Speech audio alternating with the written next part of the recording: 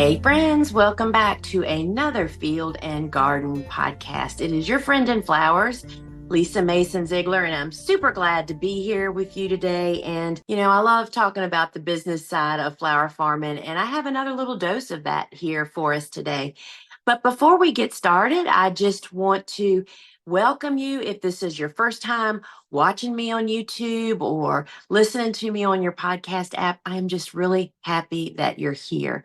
TheGardenersWorkshop.com is the platform that was born, a long time ago. Over 2.5 decades ago is when it all started. And I grew my little flower farm up in the middle of the city. And then my education part of my business started to develop, and it has just led to some pretty unbelievable opportunities for me. My third book just came out, the Cut Flower Handbook, and I would love to sign a copy for you if you don't already have one. And you can find those over on our website, along with all of the same tools, seeds, and supplies that you hear me mention here on my Field and Garden podcast, as well as online courses, tons of free resources, our sister podcast, Seed Talk with Lisa and Lane.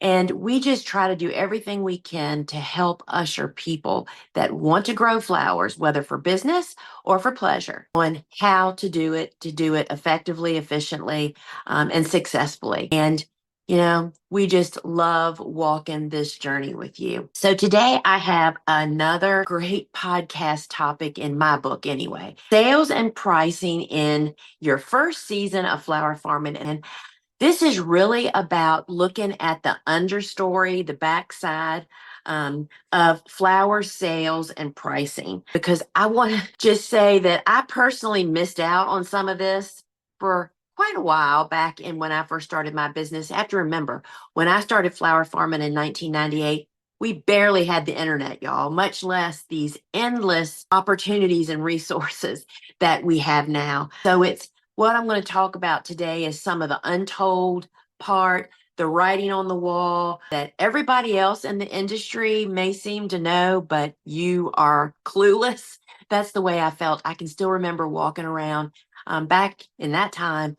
Going to an ASCFG conference was how you really got in the know, right? I mean, it's what you learned standing at the cocktail hour at the conference, writing on napkins, literally. Best tips ever. That's where I learned that Lysianthus was a cool flower. So that's kind of what I want to talk about these tidbits that would have been nice to know, right? And the one tip that I finally learned, and it literally turned the commercial side of my business. It just made it so much easier, and I'll be sharing that too.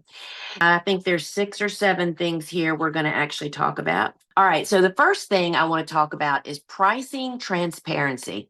And this is not about being transparent with your customers, y'all.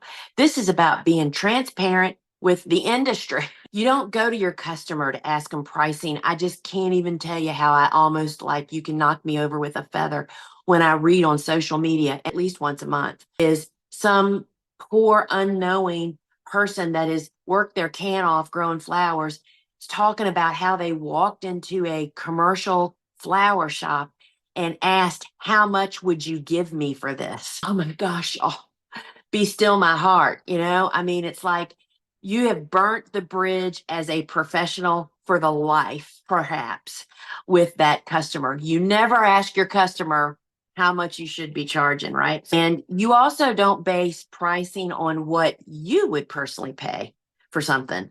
These are just factless ways to price your goods, right? And thirdly, you don't price what you think a customer would pay for that. I hear those conversations all the time. These are just really dangerous roads to even go down. And I will mention that about pricing is one of the most frequently asked questions.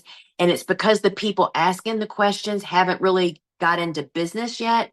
and they don't understand that this is a different equation, very connected to where you are, what you're doing, what type of market you're selling in. There's a lot of variables that are in there. So there's nobody that can say some blanket. I mean, I could say something like, oh yeah, we sell farmers market bouquets for $25 at the farmers market. Well, that's not helping you. How big is it? How many stems is it? And that can all vary. You know, if you're in Northern Virginia, that might be a pretty small bouquet, but if you're in rural Texas, the bouquet might be this big, you know? So there's just a lot of variables, and it is just 100% dependent on you, your skill, where you are, who you're selling to, meaning the type of market that you're at. And here's the part that I understand, that's why people ask all the time, because there is no one place. I mean, you can, if you're a member of the ASCFG, they do a survey from year to year trying to get some median prices, whether it's wholesale or retail, to give people a jumping off point. And that's kind of where you start as a newbie, is you just kind of have to rely on the industry, what other people, reputable professional people, are charging, to kind of get your starting point. And then you're going to tweak as you start your business. Because here's the thing, y'all, that research that you need to do, I mean, it's different for everybody. And that's what holds people back. You just have to do the work, right? And that never ends. That will evolve through your business as your business starts and grows, and things look very different in year 6 than they did in year 1. So that research is really based on the cut flower sales world, and then you add in your unique situation, your expenses. What do you need? You know, I mean, I could just go down such a rabbit hole on this, y'all. But I want to just say, you have to really lean in on the cut flower industry to set your prices when you first start.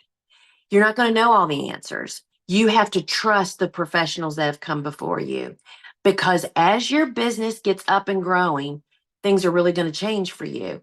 Meaning, it's like when you first start out, you may not have many expenses, you may not have any employees, and you may never have employees, but your expenses are super low. That may not be the case in year 3, 4, and 5. And when you start really having a successful business up and running, you all of a sudden start realizing, holy cow, no wonder we have to charge XYZ for this flower or that flower. And you don't know what you don't know. And once you're up and running in business, you have a completely different perspective. And if you come in undercutting and just so much less than everybody else, you'll never be able to climb from that very easily. People don't forget that stuff. They'll be saying things like, remember back when they used to only charge $5 for a bouquet? I actually saw people that charged $5 for bouquets at a very upscale farmer's market. I mean, I just wanted to drop kick them, you know? And it's like, there's a whole lot of reasons you'll never come back from that. That person wouldn't. So you just don't want to go there, because once you are, I mean, I'm assuming that your goal is to create a successful, profitable flower growing business, right? And so that is just a step you just don't even want to go there. So pricing transparency with the industry, not with your customer. I'm not talking about, I mean, transparency is kind of a hot word these days, isn't it? But it's about, you need to follow the professional leaders until you know better, right? All right. And I know it's scary when first starting out, but it'll become really clear to you why this is the road to reward in the end. So another thing, that when you're selling locally grown flowers, whether it's at a farmer's market or to a supermarket chain or to florist, whoever, is you really need to discuss and educate on the seasonality of your flowers. Because let me tell you, florists that have been purchasing from wholesale distributors really have no idea.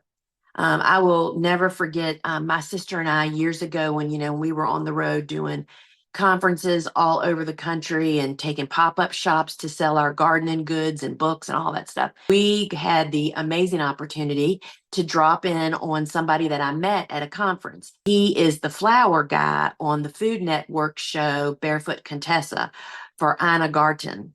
And it's Michael. And he and I spoke at the same place, hit it off, invited us to come to the Hamptons anytime we were passing by that way. Well, we got to actually do that. And he insisted that we stay with them. And so we did. And I tell you, the most eye-opening experience of that was how he bought his flowers. So he has a very specialized niche in his flower shop. And so he brings, and this was probably 10 years ago. So technology was around, but he literally sat in his living room on Saturday nights and brought up on his TV, I think through YouTube, I'm not sure how that all worked, the Holland auction where he ordered his flowers from that would be at his shop on Monday morning. Crazy, right?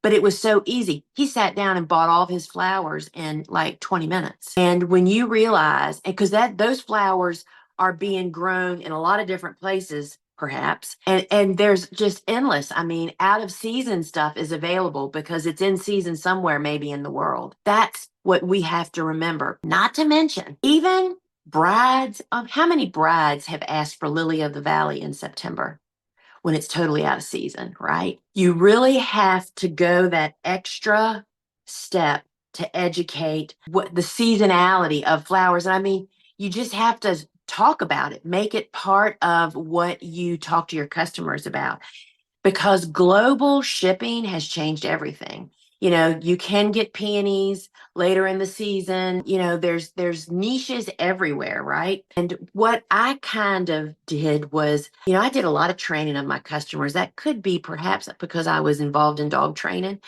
before I was a flower farmer. I don't know. But it's like you can train anything and anybody new tricks, right? And so I kind of trained my customers to anticipate with great excitement when stuff came into season, right? And I just did that by making it part of my conversation. So I want to tell you a really funny story. So I sold to the Fresh Markets, which is a supermarket chain, which I imagine they're everywhere now, but they started here in the Mid-Atlantic. And I sold to 6 of their stores and their chains. And back then I was the one taking the flowers in. I was delivering the bouquets that I took there every week. And I will never forget. So I was walking in with the flowers one day, and it was probably May or June or something.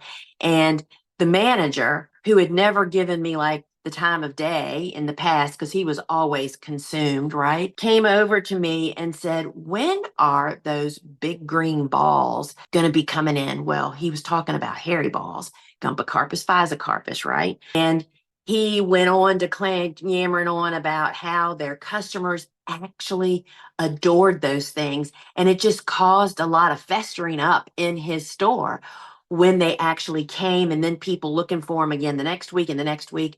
And that really, I mean, he thought I was just going to have them, you know, that they would, or do you have more in the truck? You know, it's like, oh no, those seed pods don't develop until late in the summer. And so we'll have them as soon as I get them, they'll be here. You can count on it. You really have to educate your customers about seasonality. And that's just a really big piece of your sales marketing and how, I mean, it just helps your customers understand your sales list, especially if you're selling to florists and supermarkets. You know, you don't need to write a lot of details on that availability list. They need to know what flower it is and what color it is and how many you have and how much it costs.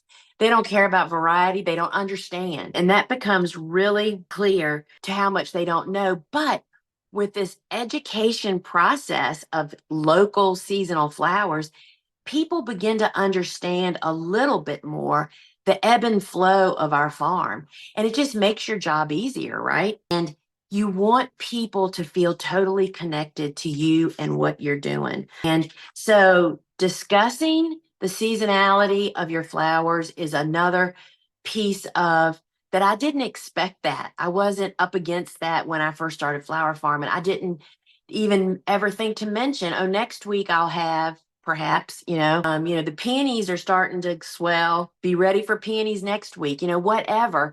People don't get it. You have to speak it.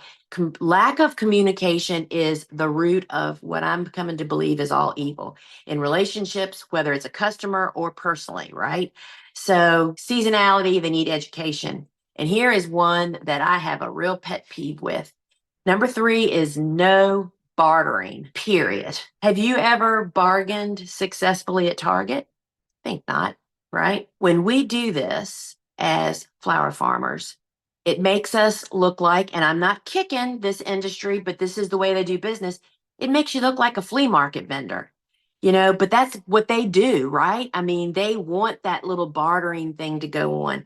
That is not what professional flower growers do. We do not haggle over prices. And I also find that when people learn this, it really puts them at ease because we make pricing a really clear thing in my world so that people don't have to ask. They either buy it or they don't, right? And I want to tell you that when you do haggle or bargain with your customers, your loyal customers see that, and it really makes a very, very bad impression. And so my methodology, first off, our prices are based on what the market is and based on my expenses and what we need to charge to run a profitable business, right? So don't even go down that scary road. And the point that was made to me many years ago by one of my business mentors, the veterinarian that I worked for, if you're going to reward somebody, a customer, you would not reward the person that's trying to bargain with you. You need to reward the people that show up and buy from you every single week. And so I'm going to talk about some of those different ways here in a moment, ways to reward your real customers. But I just want to tell you a story, a great example of this. So on my way to the warehouse here from the farm, it's about 4 miles away, I drive past yet another veterinary hospital. It's not the one I worked at. And they have one of those signs where they can put messages on it with the letters. And their sign, probably for years now, 2 or 3 years, since we've moved up there, 3 years ago, says, I was trying to think of the exact wording, but what it basically says is $20 off to new clients for first visit. And every time I read that, it kind of pains me because I think, what about all the people that show up with their sick dog or their sick cat that comes in or is coming in do you know what I mean? It's like, that is a little pain point. You may not agree with me, but I'm telling you, that's the majority of people. You don't want to alienate your regular customers with your ways of getting new customers, because there's far better ways to get new customers than to bargain, put on a sign that you're discounting new customers. And so you just need to think that way, right? So that sign just still annoys me. I would love to just call them up and tell them they need to change that. So I'm going to talk now about that one way of selling that not only rewarded my customers, but it rewarded me greatly. And it's called standing orders. And I'll define that here in just a minute. But standing orders became a way for me to really reward my commercial customers.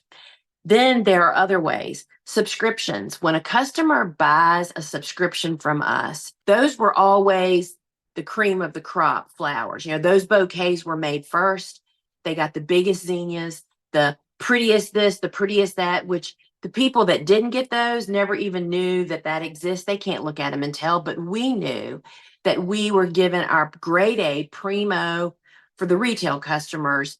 Those subscriptions got it. They got a little bit of a discount because they're buying 5, 10, or 20 weeks at a time, and they pay up front. There is no weekly payment deal. You buy a subscription and then we deliver it. So that gave them a double dip discount, right? Or, reward.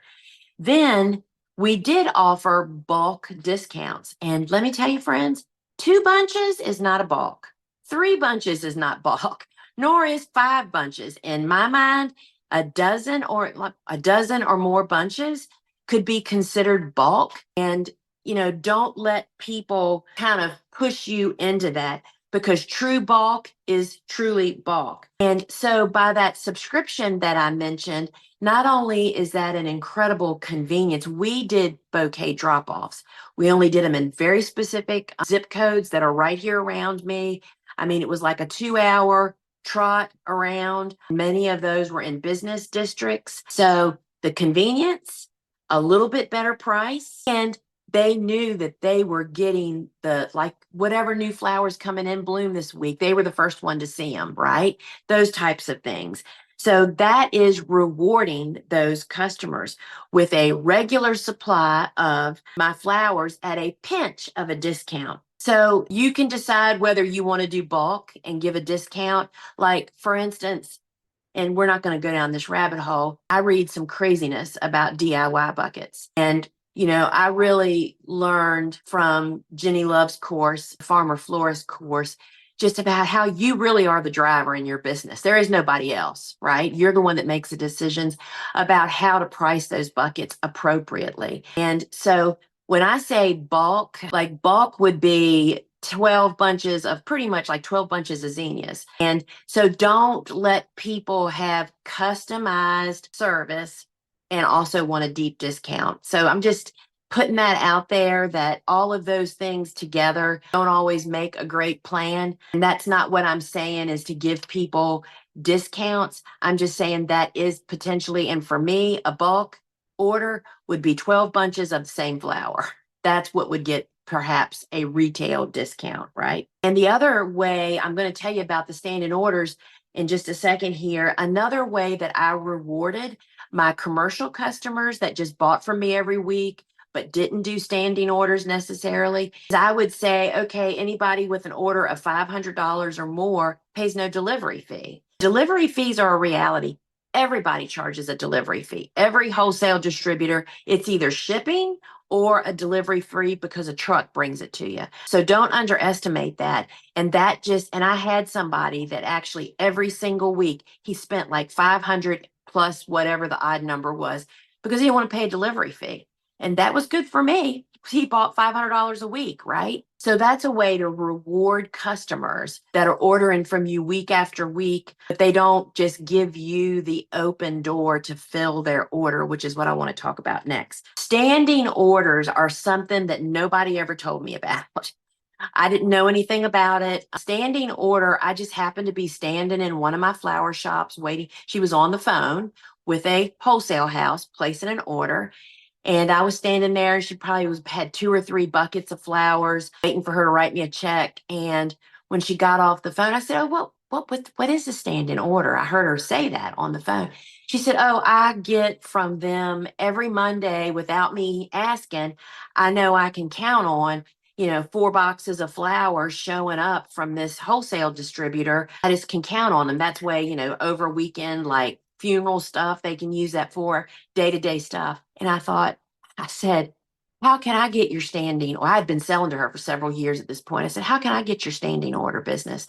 She said, "Well, I would be willing to do that with you. I've worked with you long enough. I know your quality." And she said, "I will just say the only thing I don't ever want in a standing order are marigolds. And the rest would be up to me." That started a fire, y'all.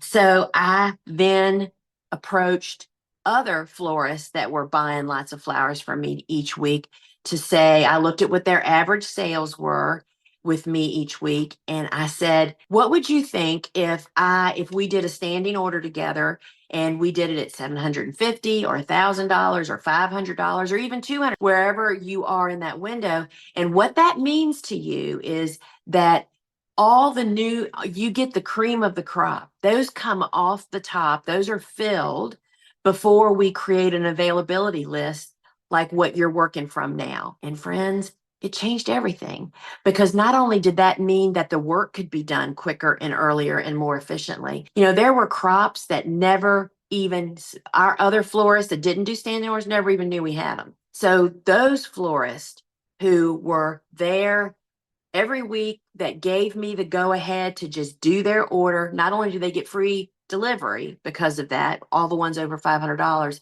but they got the first come flowers, they got the cream of the crop, and they didn't have to do the job. They didn't have to pick up the phone and look at the list and so forth and so on. Although I will say that most of them added to their standing orders I still sent them a list every single week. So standing orders do not happen in your first year of business, maybe not even your second or your third. But when you go beyond that, that's what really freed me up. And I provided top quality to the people that showed up for me every week. I showed up for them. The other thing that I got a little caught up in the beginning of my business was number 5 is called keep it simple. And I felt this need to offer different size bouquets at the farmers markets, trying to meet the need of every demographic that might happen to be come into my booth, to really customize in everything we were doing. And I can't even tell you how quickly this gets complicated, really complicated, like the different size bouquets. It really seems like a good idea in the beginning, but it really becomes very labor intensive, and it doesn't often mesh with profitability.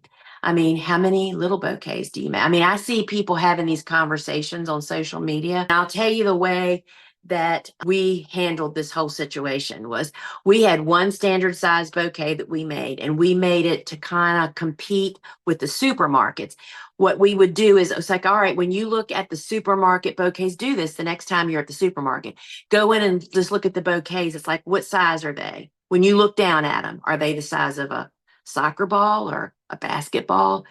That was our goal, was to create a bouquet that looked about the same size as the supermarket, and our price was a little bit more, but the flowers looked so much better, right?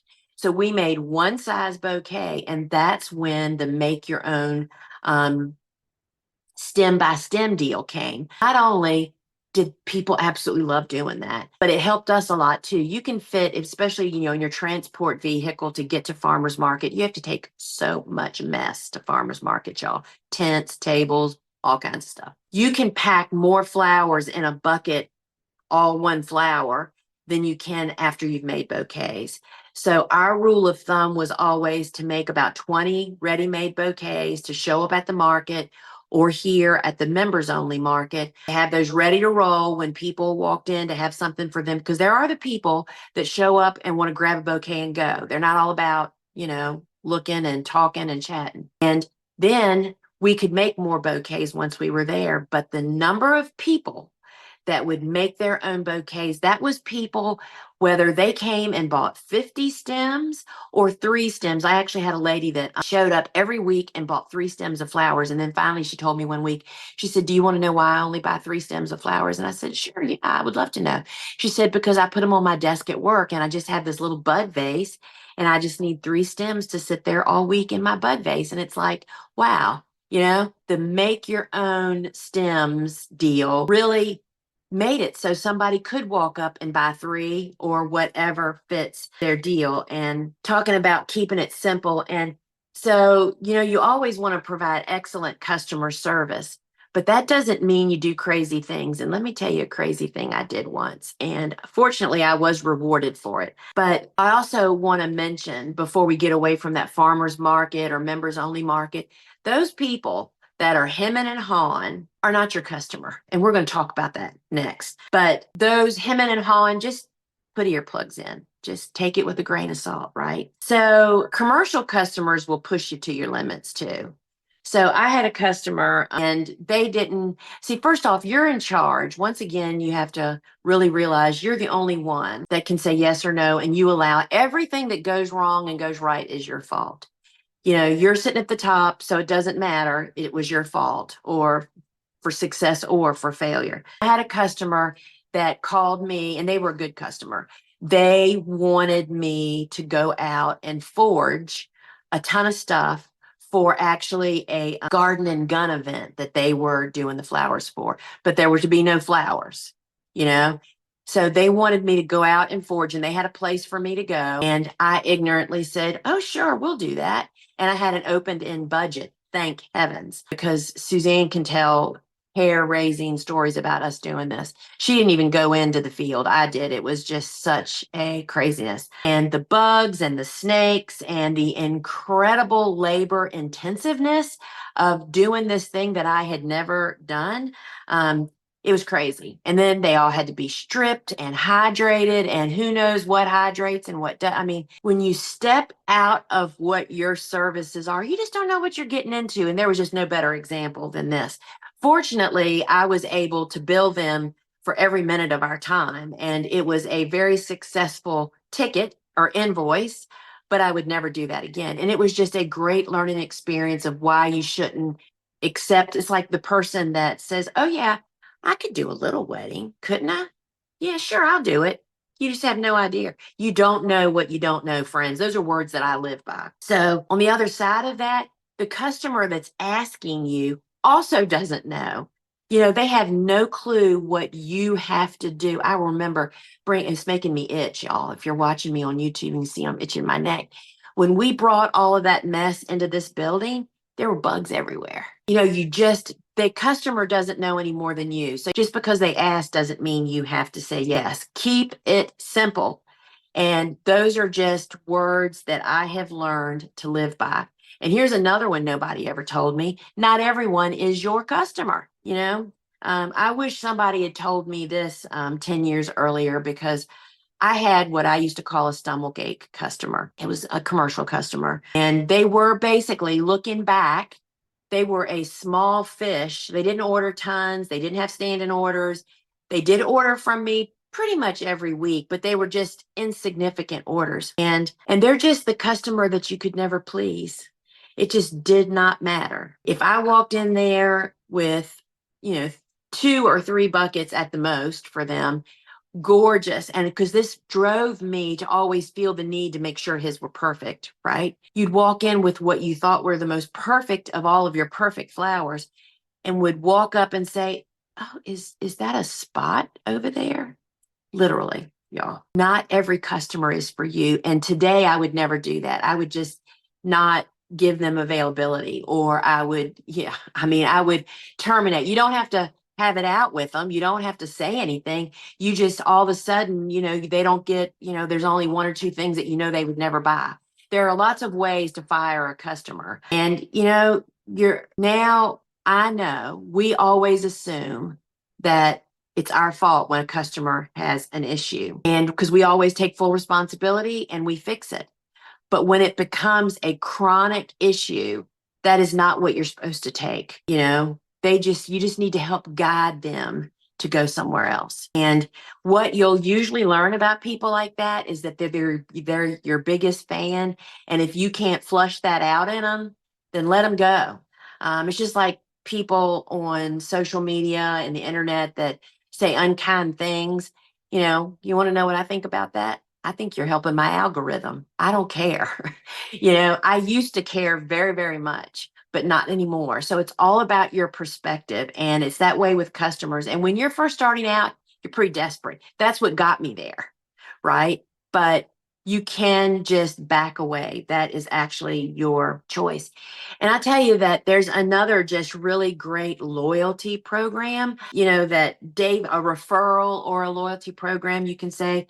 And it's for those customers that just are your repeat business. And, there's just so many different ways you could do this, and so many incentives to those people to continue supporting your farm. And that doesn't mean it has to be a discount, right? And this can be as simple. I can remember when I first met Dave Dowling 20 years ago, he was doing this. Dave was a vendor at the largest farmers market, I still believe, on the East Coast, the DuPont in Washington, DC, and huge. I mean, you just can't imagine how big it is.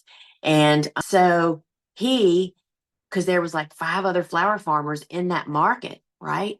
So one of the things he did is he had an incentive program, and it was as simple as a punch card.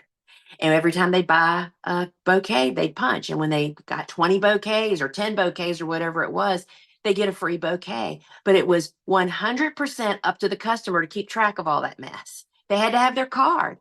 You don't have to track anything, right? And the florist that buys X number of weeks gets something, extra, but free of anything. I am all about giving somebody additional something of what they're buying from you as a reward for what they're doing. And maybe it's something that, whether it's 5 bunches of free sunflowers, especially if you have a florist customer that has a move-in business, they buy a lot of flowers from you. When you give them free flowers for whatever reason, that helps their margins, right? So There's just lots of different ways of the behind the scenes of selling and pricing. I just can't emphasize enough about the transparency part of aligning your pricing with the market based on professional people. And when you're asking other people that are just starting out like you, that's not really what I'm talking about. If you're starting a business, you should be visiting whatever the market is that you're going to be selling in. If you're going to be doing farmers markets, you need to find some farmers markets to go and visit, check out their pricing, make notes in your mind of their displays. If you're going to be selling to florists, I went in and stalked florist shops. And that's kind of easy to do now because so many of them are in other businesses, like in a garden center and stuff, and just kind of watch what they're doing. And we know that their pricing is based on wholesale pricing, which you can get access to as an in-business person with a license. And so aligning yourself with that pricing transparency, educating your customer about seasonality because they know nothing about that, that'll not only excite them, but it helps them to kind of know what to expect, right? And then no bargaining, period, y'all. Do not be that person, and find ways to reward your regular customers. And your regular customers, when they're happy, word of mouth is the way to get new customers, a big part of it. And that will drive that. And remember to keep it simple. Don't let people pressure you in to doing things outside of your box, or be prepared to do them, with whatever that actually takes. And remember that not every person is your customer. And don't be afraid to say no, to help somebody move down the road. I say, oh, I think so-and-so has flowers or whatever, right? And then really there are a lot of ways that you can reward your loyal customers. And all of that builds sales for your business. So friends, I hope this has just helped. It's like this stuff's not written down anywhere, right? And for me, I just was kind of blindsided. Even though I had business experience when I started, I didn't have any sales experience. And really all sales is knowing what you're doing, having the right price, and having a quality, consistent product. And you will be storming the doors down for people to sell them your flowers. And so I hope this helps. Remember, you can drop in at thegardenersworkshop.com and find out everything about us. Our online garden shop, our full online library of courses, from growing a little cutting garden in your backyard to starting a flower farm, to scaling a flower farm, becoming a farmer florist, and beyond. And so friends, until we meet again, ciao.